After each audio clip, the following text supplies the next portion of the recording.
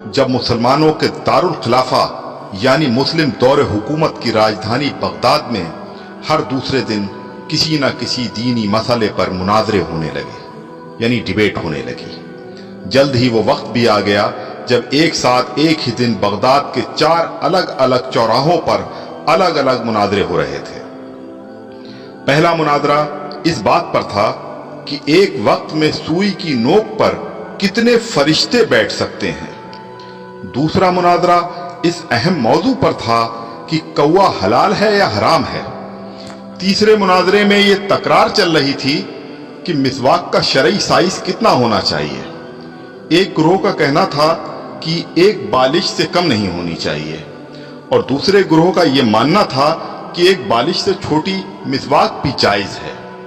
अभी ये डिबेट चल ही रही थी कि हलाकू खान की क़यादत में ततारी फौज बगदाद की गलियों में दाखिल हो गई और सब कुछ तहस नहस कर दिया।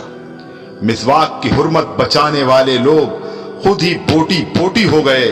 सुई की नोक पर फरिश्तों की गिनती करने वाले लोगों की खोपड़ियों की मीनारें बन गईं जिन्हें गिनना भी मुमकिन नहीं था।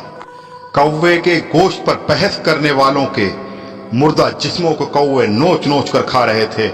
आज हलाकू खान को बगदाद तबाह किए सैकड़ों बरस गुजर चुके हैं, मगर कसम ले लीजिए जो मुसलमानों ने तारीख से रत्ती बराबर भी सबक लिया हो।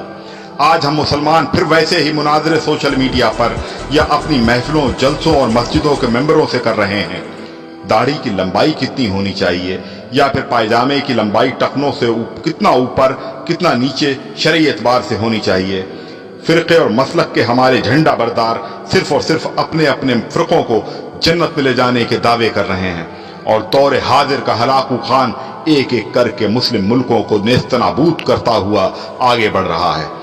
अफगानिस्तान, लीबिया, इराक के बाद सीरियाई बच्चों की कटी फटी लाशों की गिनती करने वाला कोई नहीं है। बेगुनाहों की खोपड़ियों के मीनार फिर बनाए जा रहे हैं। आदम की नस्ल के नौजवानों, बूढ़े बुजुर्गों की लाशों को कौवे नोच नोच कर खा रहे हैं और हवा की बेटियां अपनी अस्मत बचाने के लिए उम्मत की चादर का कोना तलाश कर रही हैं।